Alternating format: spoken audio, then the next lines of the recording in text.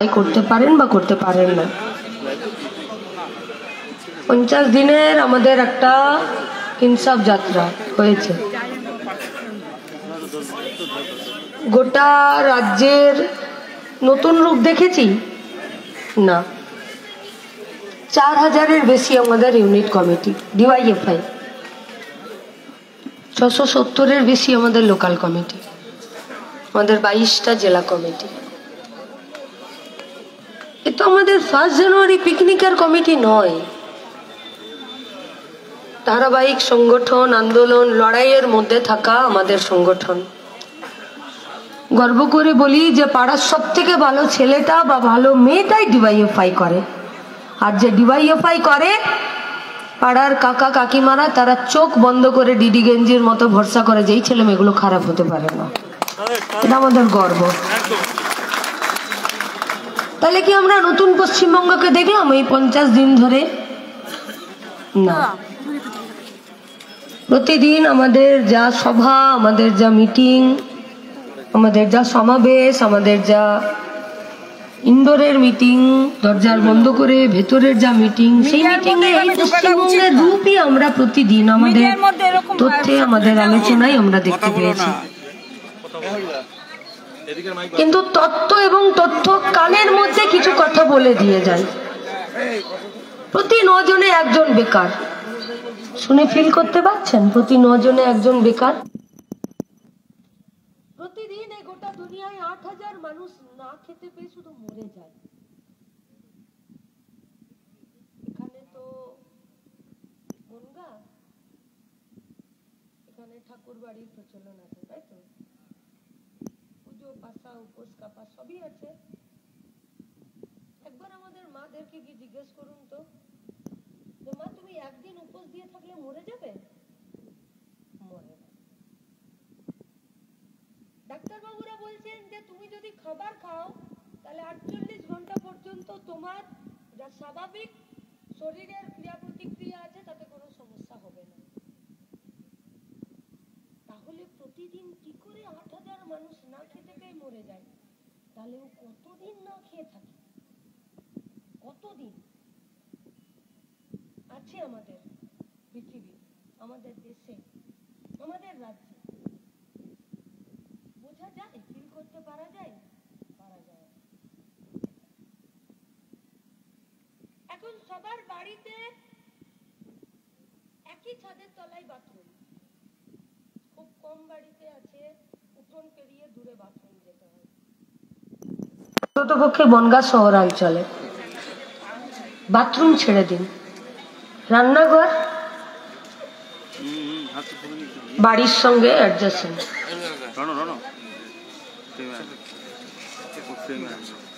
আমরা বর্ষার দিনে একই ছাদার তলায় থাকি, একই বাথরুম, রান্নাঘর, শোবার ঘর সব। আমি জানি না আমরা ফিল করতে পারছি কিনা। আমাদের বাড়িতে গরু ছিল, আমি দেখেছি ছোটতে। বড় হয়ে যাবার পরও অনেকদিন আমার বাড়িতে গরু ছিল। আমার মা, আমার ঠাকুমা, আমার কাকা এরা সবাই যত্ন আত্তি করতো গরুর। আমি দেখতাম আমার ঠাকুমাকে শীতের দিনে গরুর পিঠে পাটের বস্তা চাপিয়ে বেঁধে দিত।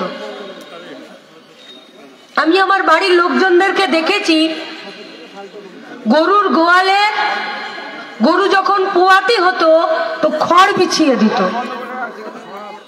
আমি আমার বাড়িতে দেখেছি গোয়াল ঘরের বাইরে শুধু ঘুঁটে দিয়ে আর উনুনের মুখটাকে টিপে দিয়ে একটা গনগনে আঁচ তৈরি করে গোয়াল ঘরের দুদিকে রেখে দিত। আমি আমার ঠাকুমাদেরকে বলতাম যে এত কি করো তোমরা রাত অবধি গরুর সাথে? বলতো অবলা প্রাণী, বলতে পারে না, কষ্ট হয় শীতের দিনে, তুমি কেমন মোজা পরে ঘুরছো, ও তো মোজা পরতে পারে না, তাই ওর যাতে ঠান্ডা না লাগে, ও যাতে একটু আরামে থাকতে পারে, তার জন্য এই ব্যবস্থা। মানুষ গোয়াল ঘরের এত সুন্দর করে অবলা জীব গরু ছাগলের এত যত্ন আত্তি করে, এই পশ্চিমবঙ্গের 50টা দিন গায়ে গঞ্জে ঢুকে দেখেছি আমার পশ্চিমবঙ্গের মানুষ বাড়িতে থাকে সেটা গোয়াল ঘরও নয়, তার থেকেও খারাপ অবস্থা, যেখানে মানুষ থাকে। দুয়ারে সরকারের ফর্ম ফিল আপ হচ্ছে, আবাস যোজনার ঘর আছে, হাঁটতে হাঁটতে হাঁটতে টেনে নিয়ে বাড়িতে ঢুকিয়েছে। কেন ঢুকিয়েছে? আমরা এমএলএ এমপি না, পঞ্চায়েতের প্রধান তাও না, আমরা গ্রাম পঞ্চায়েতের সদস্য না। আমাদের কাছে অন ক্যামেরা বললে ওর পায়খানা বাথরুমটা, ওর বাড়িটা, ওর জব কার্ডের টাকাটা কেটে দিতে পারে। হ্যাঁ, কেটে দিতে পারে, তাও আমাদেরকে হাত টেনে ঘরের ভিতরে ঢুকিয়েছে। তারপরে দেখিয়ে বলেছে যে দেখো এটা আমার বাড়ি, শত ছিদ্র, বৃষ্টি হলে অন্তত পক্ষে 10 জায়গা থেকে জল পড়বে। তাহলে যার বাড়িতে সঙ্গে পায়খানা বাথরুম, সঙ্গে কিচেন আছে, উঠোন পেরিয়েও যেতে হয় না, সে কি আদৌ আমরা বুঝতে পারবো আমার পশ্চিমবঙ্গের সাধারণ মানুষ কেমন থাকে? তাহলে মিডিয়া মিথ্যে কথা বলেছিল যে পশ্চিমবঙ্গের পাহাড় থেকে জঙ্গল হাসছে। আমরা 50টা দিন আমাদের পায়ের পাতা পশ্চিমবঙ্গের মাটিতে, গায়ে গঞ্জে 22টা জেলায় 2910 কিলোমিটারে রেখে আমরা এই কথা গোটা পশ্চিমবঙ্গের মানুষের কাছে বলছি, পশ্চিমবঙ্গের মানুষ ভালো নেই, নেই ভালো। তৃণমূল বিজেপির গোটা গেম আছে কিনা আমি জানি না, কিন্তু আমরা এটা বলতে পারি যে স্বামী স্ত্রীতে খুব ঝামেলা, ঝগড়া হচ্ছে। স্বামী বলছে এই, তো স্ত্রী বলছে সেই। তখন স্ত্রী বলছে এবার আমাকে মোক্ষম অস্ত্র ধারণ করতেই হবে। তো কি অস্ত্র? বললেই রইল তোমার সংসার, আমি চললাম বাপের বাড়ি। দেখলো সেই অস্ত্রতেও কাজ হলো না, স্বামী বলে দিল ঠিক আছে চলে যাও। বাচ্চারা বলে ফেলেছে, চলেও গেছে ব্যাগ বোচকা নিয়ে। 15 মিনিট পরেই বাড়ি ফিরে আসছে। তখন স্বামী পায়ের উপর পা তুলে সোফাতে বসে টিভি দেখতে দেখতে বলছে কি হলো, গরম বেরিয়ে গেল, 15 মিনিটেই ফিরে এলো। বলছে মিনসে তুই তো ঘর জামাই রে, আমার বাড়িতেই বসে আছিস, আমি আবার কোথায় যাবো, বেরোলে তুই যা। তৃণমূল আর বিজেপি আজকে একই বাড়িতে ঘর জামাই হয়ে রয়েছে, একই বাড়িতে। कौन है भाजपा? कौन? आरएसएस का नेतृत्व में और नागपुर से परिचालित होने वाला एक तो पॉलिटिकल पार्टी, इसका खुद का कोई नीति, कोई आदर्श है नहीं। क्या आदर्श है भाजपा का? एक भी पॉलिटिकल एजेंडे पे बात कर पाएंगे ये लोग? नहीं। এরা অর্থনীতিতে কি চায় জানে না, এরা সামাজিক ইস্যুতে কি চায়, যা চায় তা সংবিধান বিরোধী। এরা দেশকে কি চায়? এরা দেশে যেটা চায় সেটা আমাদের জাতির, আমাদের জাতীয়, আমাদের দেশের অখণ্ডতার বিরোধী। তাহলে কোন পলিটিক্যাল পার্টি দেশের সংবিধান বিরোধী হয়ে, দেশের মাটির বিরোধী হয়ে, দেশের সংস্কৃতির বিরোধী হয়ে তারপরেও ভোটে জিতে যায়? কি করে জিততে পারে? एक भी बात बोलिए कि कोई यहाँ पर भाजपा का पार्टी है, कोई बीजेपी का है, वो लोग आप लोग का घर में आकर 5 या 10 रुपए लेके जाता है। কেউ কেউ বলবে তৃণমূলও তো নাই না। আরে ও কেন নেব? দিদিমণি তো 3টে আঁচড় দিয়ে 1,87,00,000 টাকায় ছবি বিক্রি করে, ওর হাত পাতার প্রয়োজন কি? ওর তো দরকার নেই। কিন্তু বিজেপির পার্টি সব থেকে ভারতবর্ষের বড় লোকদের পার্টি, सब থেকে बड़ लोग पार्टी। इतना पैसा आया कहां से? जो कॉर्पोरेट सेक्टर के लोग हैं, अंबानी अदानी का लोग, वो लोग देता है। क्यों?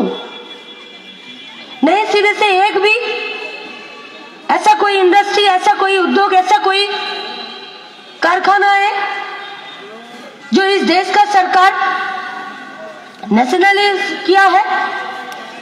করেনি। কোনো ব্যাংকের নতুন করে জাতীয়করণ না, কোনো রাস্তা, কোনো এলাকা, কোনো গ্রাম, কোনো কিছু না করেনি। দেশের সরকার সমবায় সিস্টেমে কোনো একটা প্রোডাকশন ইউনিট চালাচ্ছে, যে প্রোডাকশন ইউনিটে জিনিস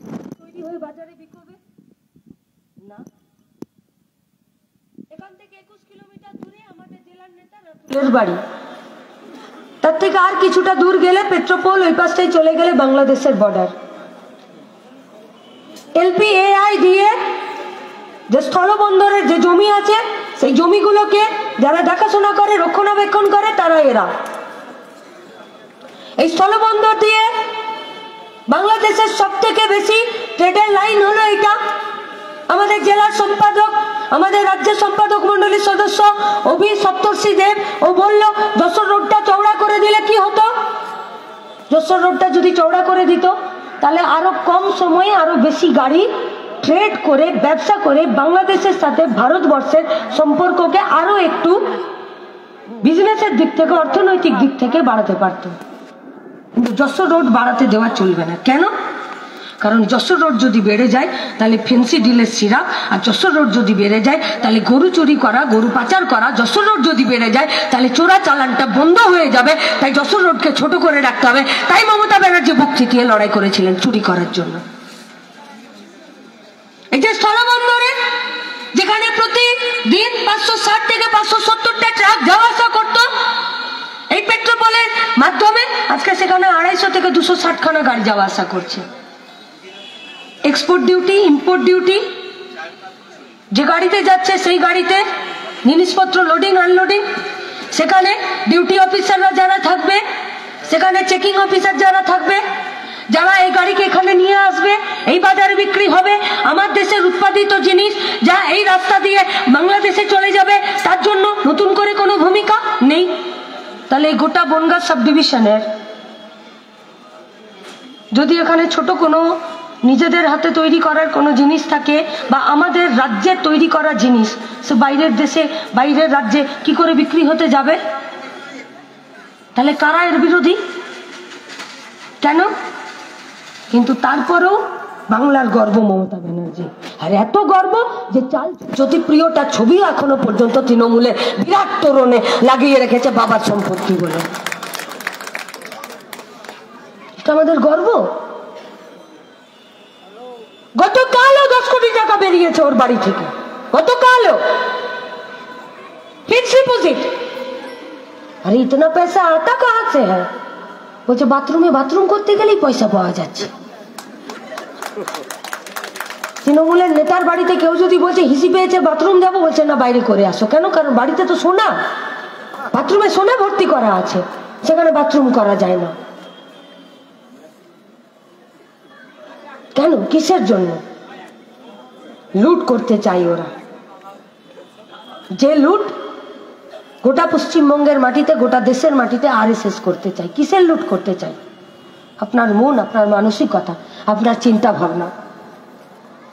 কেন জাতীয় শিক্ষানীতি কি?